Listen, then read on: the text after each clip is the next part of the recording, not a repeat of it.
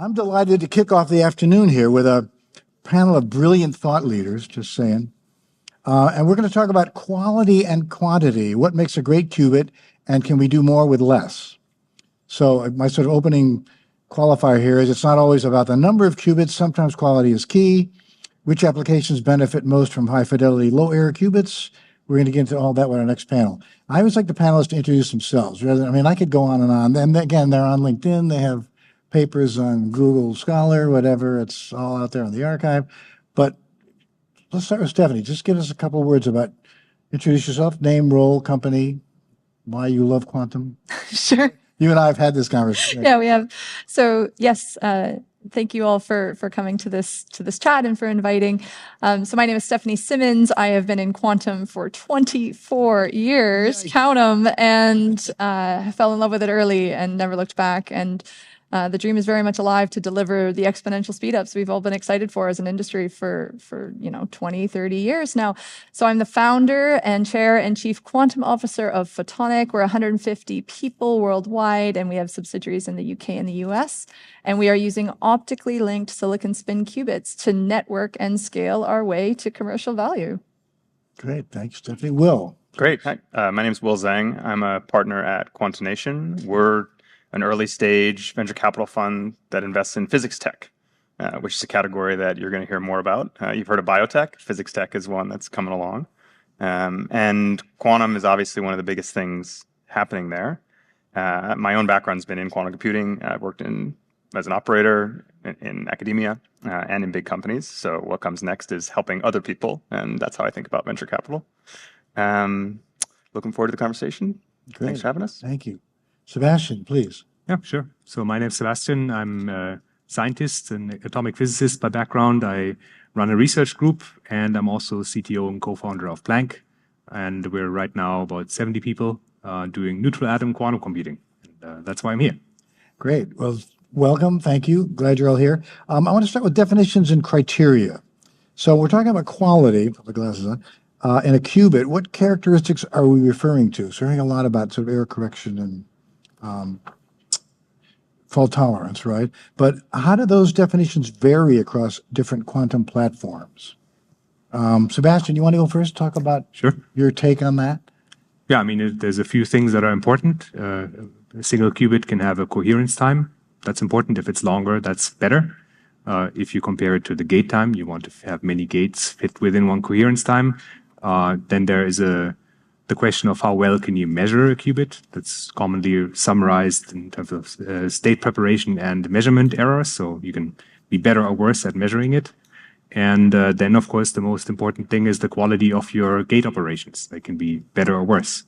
So, and if you put all these things together, you get a measure of a quality of your quantum computer, which tells you a lot about it, not everything, but that's a good starting point. Yeah. Will, what about your take on quality? Like, what are the characteristics? Similar to what Sebastian's saying, but and at some point we're going to get later. I want to get into sort of the modality definitions, right, or criteria. But quality, what would you say is what are the criteria to find a good qubit? Sure. So there's the technological layer, which is a lot of what you're talking about coherence times, gate fidelities, that kind of thing. But at the end of the day, when we're talking about the performance of a quantum computer, we want to know how long of a quantum program can I run? Like how many operations can I perform? Which will tell me what kind of applications I can run, which tells me what kind of markets I can make money in. And so there's really one thing I want to definitely say on this panel, which I'll probably come back to a few times, which is a lot of us are talking about how many logical qubits we have. And that's what roadmaps are, and people are competing over who has the first logical qubit and how many you have. And I think this is a really bad idea for our field. Like it's an amazing technological and scientific milestone. There's a lot of nuances, but it's really opaque to people at the policy level and the commercial layer. Because someone says, I have 10 qubits, and then someone else says, well, those aren't really 10 logical qubits, they don't count, and how do you compare them? And it gets into all these nuances that are just not legible for the broader public. So instead, I propose we talk just about how many operations you can run. So 1/4 fidelity, or just how many operations you can run, because that converts. And there's a lot of details, and I know there's nuance, but let's talk more about this on the panel. Yeah. Stephanie, do you want to weigh in on that? Like, Sure. Fine. Yeah. So I remember early days, exactly as you say, there's different characteristic metrics that the world has cared about. Yeah. There was like, oh, do you have a meaningful coherence time? Can you actually do single shot readout? And then it was physical qubit count. And then it was physical qubit quality. And now it's, logical qubit count by some measure. Right. And ultimately, what really actually matters? Can somebody run an algorithm that's useful at a price point that makes sense in a reasonable amount of time? Right? Like, I think what I'm seeing and what you've seen some leadership on in this space is the world shifting to what I'll call QRE, or application level benchmarks. And what do I mean by that? QRE, what does that stand for? Yeah, quantum resource estimation. And it's basically saying, okay, there's so many parameters that matter. There's spam, there's single qubit, there's coherence times, but then there's also all of these other pieces that on the logical side, and then even the commercial side, right? How long does it take to run anything useful? Is it possible to run something useful in less than a year? Does it cost $100 billion to make? No, I'm not joking. Really, yeah. And if you only focus on any subset of them, you're missing the big picture. So what I'm seeing, and I'm really optimistic on, just to kind of build on your point, is we have to fold it all up and fold it up into the scales necessary to deliver the real exponential speed up. So that's something like 400 plus logical qubits at 10 to the minus 8 logical error rates or beyond in something like less than a month for something less than $1 billion, right? Like, it has to all fold up. And so we're going to start to see more application grade metrics in terms of where we're going. And I think that's only positive progress. Yeah. So I'm going to, at the risk of getting into what we used to call speeds and feeds in my IBM days, right? Just the conversation on physical versus logical qubits. So I think there's a lack of clarity, at the risk of being gentle in terms of qualifier. But I'd love to get your opinions on what that difference is, and by implication, what the impact is. Will, to your point, it's like as long as it runs the algorithm and delivers the value, the function you're looking for, it doesn't necessarily matter. But can we get into a little bit of that? Like, Sebastian, you want to start? So physical versus logical. And the theme of simplifying things, it doesn't matter whether it's a logical or a physical qubit. The question is, well, how good is the fidelity? How many gates can I run? And the idea is that on a logical qubit, you can run more gates than on a physical one. But if you don't get that, then there's no point. I can simulate 50, 60 perfect qubits on a supercomputer. I don't need a quantum computer to tell me that. So it needs to be a few hundred and need to be good enough so that it's useful for something. Certainly do. And making sort of physical versus logical, I mean, what's that sort of magic formula, or is there one, or how does that? Well, part of the reason that's not a great distinction to make is it's very nuanced and complicated. You have error mitigation, you have error correction. There's a lot of different kinds of ways of doing the codes. There's a lot of ways of making the codes universal that all vary, and that's all in flux. So when someone hands you a quantum computer, I don't care whether it's using error correction or not. I don't care whether it's using some particular kind of error mitigation or not. What I care about is how useful of a program can I run on it. So to your first question, doesn't really matter for a check in time of what quantum computer I have. Where logical or physical matters is when you think about roadmaps. So what's really exciting about logical qubits is that when you start using error correcting codes, you can scale performance. And we can have some confidence that we can get from the 1 in 1,000 roughly error rates today to the 1 in a billion that we want in the future. Yeah. So when you're talking about logical qubits, you're really trying to build confidence in the roadmap to get to much better qubits. But we shouldn't be talking about it as like a performance spec on what you have today. It's as the main distinguisher. Yes, I can just think for members of the audience, right? So that shouldn't be a deal breaker in having conversations with a potential partner about what kind of solution to come up with, right? It's back to does it run, an algorithm that solves your problem? Yeah, just as an example, like if someone gave me 10,000 physical qubits at like 10 to the minus 5 error rate today, am I going to run 10 logical qubits on that?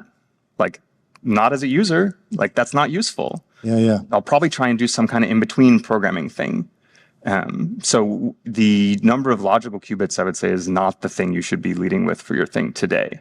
You should be talking about just like what kind of a program can you run. Yeah. Steph? Or what kind of program could you get to? So I think there's a lot of challenges that are going to block different teams from delivering those useful applications, because the scales needed and the performance needed are, require new physics in some instances, right? So, and being able to do that in a reasonable time constant, right? Like that does all add up. So there is, this focus not just on any particular piece. Maybe I'll answer the question directly for the audience, because we've all kind of skirted it, but you can fold physical qubits into a logical qubit, which just means the performance of, the logical system is better than the physical. But honestly, 10 perfect logical qubits are perfectly useless. Yep. Like, who cares? No, I mean it. Because if you can't hit the scales necessary and the speeds necessary and the cost point necessary, it's all irrelevant. It's just an experiment, right? So these things all have to fold in. And so when you're engaging with partners, it shouldn't necessarily just be how far on the rung on the ladder have you climbed to, but does your system get to the moon? Yeah. No, and I just want to bring up, because you mentioned this, speed really matters too. Yeah. Like, quality needs to include speed And of your cost. logical operations and your cost. And cost. Yeah. So while I think we're sort of saying simplify the quality description in terms of error rates, maybe then you can add on some of these other dimensions of clock speed and cost, which are things that are much more legible to the community of users and funders and policymakers. Yeah, great. Well, thank you for clarifying that, because I think, again, that's a bit of a murky, amorphous topic that people avoid drilling down into. So thank you for doing that. Stephanie, I want to give you a chance to talk about Photonic. You're working on scalable and networkable systems. I want to ask, how does your platform's approach using silicon-based photonic qubits help address the quality versus quantity debate from a business standpoint? So About Photonic. absolutely. So as I said, I got in the space really early, and I was quite motivated to design the system that could deliver these exponential speedups that we've been so excited for as an industry for a while. And for that, those early numbers, you needed millions, hundreds or tens to hundreds of millions of physical qubits to use the best known error correction at the time to do anything provably useful. And very few teams were thinking, okay, how do I solve the real scale challenges to enable that? But I knew I had a long career ahead of me in this, so I dove in. And what I came to was the recognition that we have to learn the lessons of history. We have to be able to think about modular or distributed quantum computing and be able to take not just one system, but like 1,000 of these modules and link them together to use manufacturing to our advantage and get to market sooner, right? To reduce cost of goods and then deliver something useful. So it's a new modality, roughly speaking. I've seen all the others through the ages, right? All these other old modalities are like 20, 30 years old. So this one's a new one that's working backwards from the assumption that we need a distributed quantum computing solution. And what does that mean? The speeds and feeds, to borrow the language of classical supercomputing, the equivalent for that for quantum is entanglement. It is the core resource that is needed to glue systems together and is the hard thing for most, if not just about every system, is getting entanglement out of one box, out of one environment that you need to have really highly controlled for error correction and the rest, into the other one and get them working and networked together. So the scale challenges that have been seen by so many systems out there, and those numbers have come down, but you still need something like, 50 to 100,000 to hit these known provable exponential targets. Yeah. Those numbers, you can try and do that all in one box, or you can network them together. And so, we're using silicon spins. So they have the scale up potential. You could put lots onto any one chip. One of our first proof of principle demos, when we invented this qubit like 5 years ago, we printed 1 million on a chip the next year just to show that we could. This doesn't have the controls, right? But it shows that you could put a lot into one site, but that's not enough. You have to link it together and be able to then deploy at scale. And that actually solves the scale challenge for networks as well. So the thing that's really needed to unlock quantum networks is what are called quantum repeaters, which are just really good at this entanglement thing, right? Like, that's what you need. It's telecom. You need to have really high bandwidth telecom entanglement distribution, and that's your repeater, which is kind of like one node of a distributed quantum computer. So really the solution for computing is to use networks, and one solution to scale quantum is to use networks, and then the solution to scale quantum networks is to actually use small quantum computers. And so you bring that together and you get that over the line, and it's going to be a really compelling package for decades to come. No, it's exciting. So, Sebastian, I'm going to turn to you.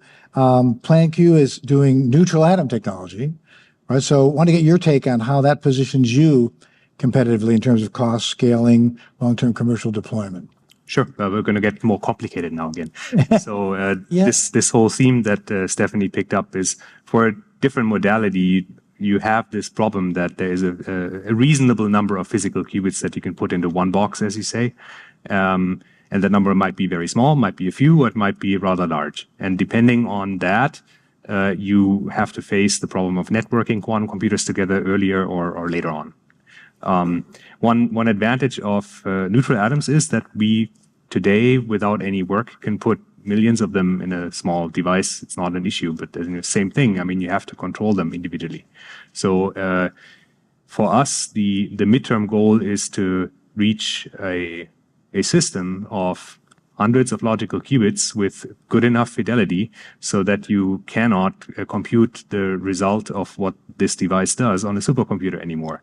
I think that's not a device yet that will be industrially relevant, but we don't know. I mean, maybe we'll find out what these things can be good for. But this is, I think, an important intermediate milestone on this long roadmap to network quantum computers that have billions of qubits and so forth. Yeah. And I think neutral atoms are very well positioned to do that.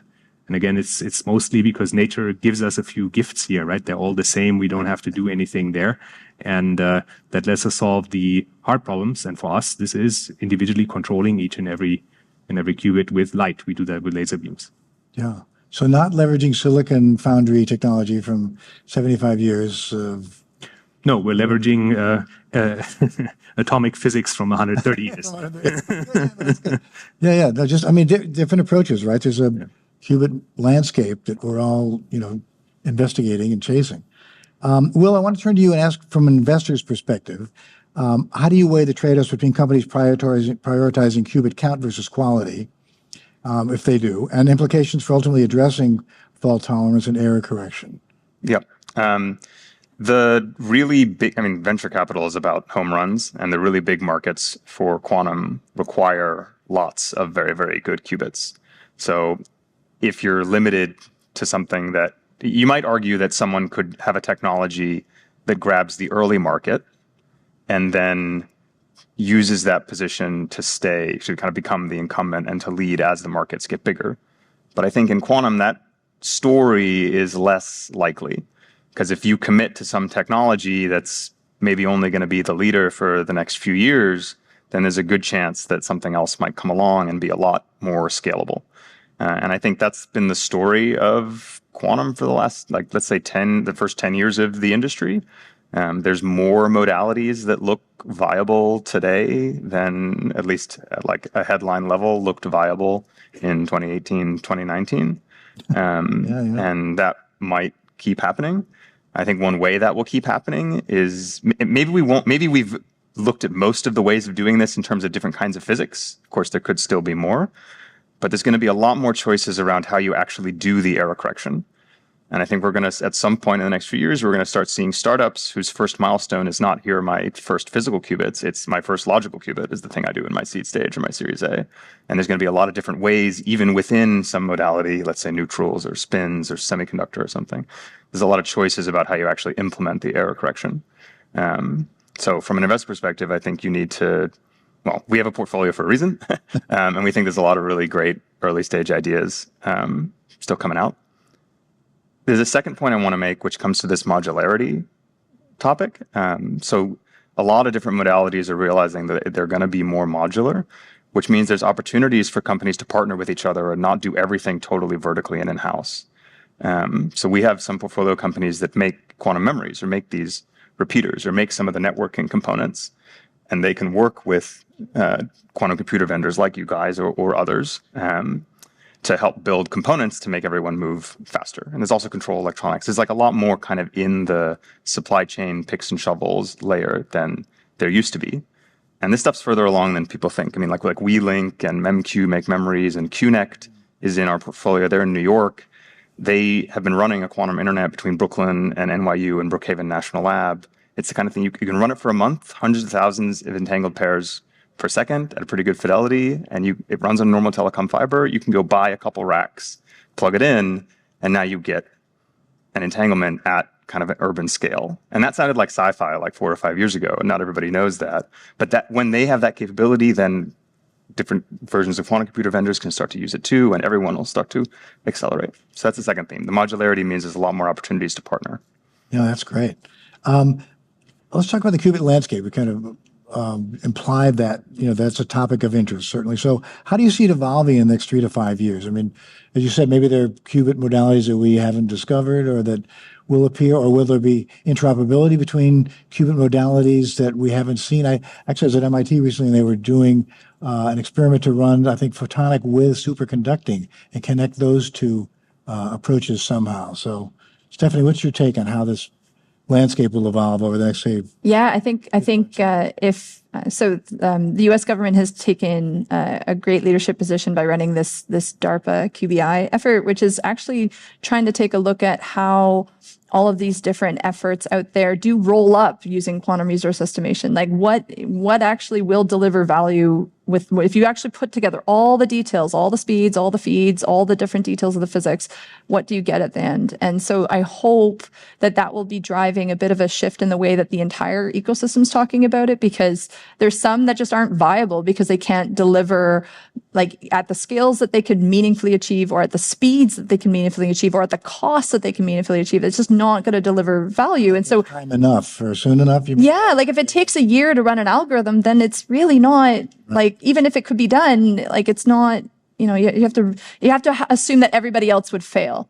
Right. So for you to be successful. And that's what we want. We want a maturation of the way that we want to talk about the commercial opportunity here, and not just be talking about physics experiment numbers. Right. And so I'm seeing more and more of that.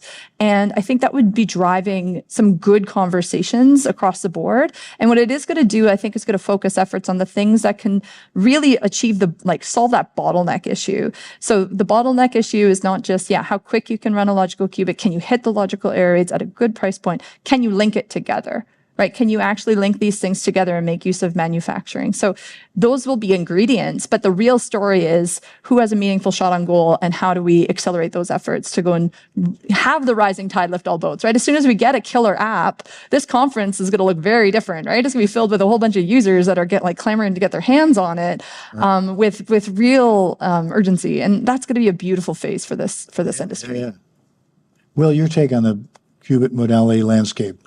I think it's not just about it's funny what I said before. It's not just about the modality. Even within and there might be some totally new modality that comes out. I certainly see some pretty wild pitches. Well, mentioning no names. But. Well, I mean, maybe some biological molecule really can be tangled. But within the modalities, there's a heck of a lot of choices around how you do the error correction and how you modularize it. And there's going to be opportunities for people to have new companies and new designs there that change roadmaps. Just to give an example, for more than the last decade, we've been counting the resource cost for running an algorithm by focusing on one particular operation, the T operation that we thought, doesn't matter what it is, but we thought was going to be so hard to do in error correction that all we needed to do was count how many of those T operations we did, because the other ones were just de minimis. And as of a year ago, there's a new scheme, even in the same error correcting codes, where that's not true anymore. Wow. There's a lot of details, but like that kind of a change is happening. And there's a lot of, I think what's very important is that when you look at platforms that are going to develop quantum computers over a long term, they need to be agile enough to adapt new ideas, because there's going to continue to be lots of new ideas that come in. And fortunately, those can all roll up. Those can all roll up into QRE. That's where, I think you're absolutely spot on. These things do roll up, and new error correction stuff. Like we had some stuff we can share. We shared in February, finally unlocked QLDPC for the world. Like that's the other one, is taking the goalpost in 20x. But really, it all just folds up into, what's an application? How fast can it run? How much will it cost? Yeah. Sebastian, what's your take on where will the qubit modality landscape be? It's hard to say. I think. From my point of view, I would never have believed a few years ago how quickly things move towards error-corrected qubits. This is a new thing, and we're hearing new results on monthly basis, maybe even. And I'm very excited to see where this is going, and it seems to be accelerating still. So I think there's lots of work to do. What that also means is that if you now then make bets on certain hardware that we actually have to develop to implement, say, a particular code or a particular thing, you may be wrong. Yeah, but it's very important to push on the right supporting technologies. I guess what I want to say, for us, these are different than for the photonic technologies, but in the end, we all rely on lasers and electronics and optics and so forth. So solving the hard problem of addressing individually qubits for us now, this is a big optics problem. It's a big electronics problem. Addressing that will pay off no matter what code in the end will succeed. So I think it's important to do that. And the other thing I want to say is these developments, real hardware developments on supporting technologies, take longer than the speed we're seeing right now with the logical qubits. So Yeah, well, I think that's a key point. So a key takeaway, supporting technologies, right? It's not, I mean, the qubit is one part of this process and one part of the equation, if you will. But to your points, it's like, this is maybe the core of how the technology gets developed and implemented, but it's all this surrounding, supporting technologies and approaches and that are going to really make this go or not go. Can I build on that? Yeah, please. What I see, and I completely agree, it's been a massive shift in the way that the world has thought about quantum. And what I'm really enjoying, and I'd love to hear if you agree, is that now the world is doing a lot more application engineering.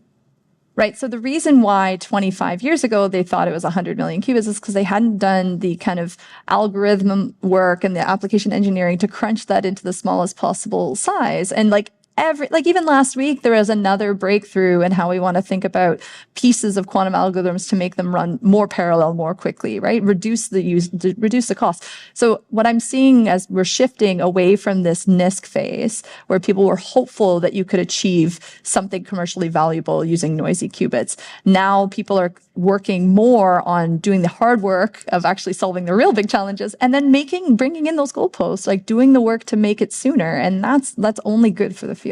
Yeah, that's great.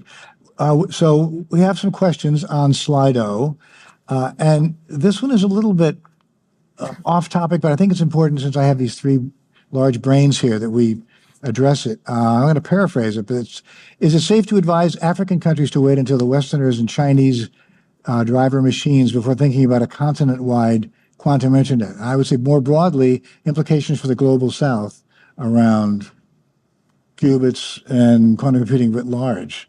How will that play out? Who will deploy that? Who will be? Can I start? Yeah. I'd just say this. The most important thing for anybody who's just coming to quantum is sort out your cryptography. So these applications, all of them are coming online, and that includes Shor's algorithm. And what we want to deploy post-quantum cryptography or layer that with quantum networks. I'm a big fan of quantum networks, but layer those. So there's not A versus B. It's put it together. Think about your risk profile, layer in what you need, and do it now because we know where this is going and how quickly this will come. If you go back to that DARPA program, you have 20 shots on goal that are predicting or promising or forecasting the ability to deliver that kind of machine in 6 years plus or minus, right? So all 20 of those have to be wrong for us not to have those kinds of capabilities on that time frame. And that means we have an opportunity now to go and deploy an upgrade to our cybersecurity. We know that we've known this is coming. We have the standards now. Let's get going. It's great. Instead of a ChatGPT moment where everybody kind of gets surprised, we have to have some forecasting capabilities here. So let's do that. And then we only see the upside to these hyper powerful computational devices, right? If we have that enabling technology deployed, we only see the computational gains afterwards. We don't have to worry about the transition, the cybersecurity transition. So I think there's a window here, and that would kind of get everybody quantum ready, and then they can think about applying the applications to their particular industry. But that's what I would say first. That's great advice. Will, are you seeing companies looking at global South applications for maybe in networking or computing or even sensors or? Well, I think you don't have to share any names. We're not asking for. Yeah, well, in the South, Australia is a big hub for quantum technologies. Yeah. Singapore too. They've been in Africa, right? For a while. Questions around. There's some great quantum machine learning happening in Africa. I think One of the ways, so I also work on the nonprofit side on open source stuff and public goods in quantum. Yeah, the and foundation, by the way. called Unitary Foundation. Unitary Foundation. We run a microgrant program. And we have people who participate from Africa. There's a lot of software that needs to get built in this space. Everything we're talking about runs on software. And if the history of computing is any guide, making a lot of that open source is good for everyone. And that can be accessible to people from anywhere in the world. And so that's a really good way. I think, if you don't have a lot of capital investment in all the cryogenics and the lasers and that kind of thing, then looking at opportunities in software is a good way for other countries to get involved. Yeah, cool. Sebastian, any final comment about that topic? I think I want to comment on the term quantum internet. That's been bandied about in scientific circles for more than 30 years and is an awesome idea. I think we should do it, if only for the scientific returns it will get us. Yeah, cool. Well, we have 29 seconds left, so I think we'll call it a wrap. But I want to thank you very much for your insight, sharing your perspective with our audience. Thank you, Sebastian and Thank you. Stephanie and Will. Thank you. All right, how about a hand for the panel? Awesome. All right. Yeah, thank you.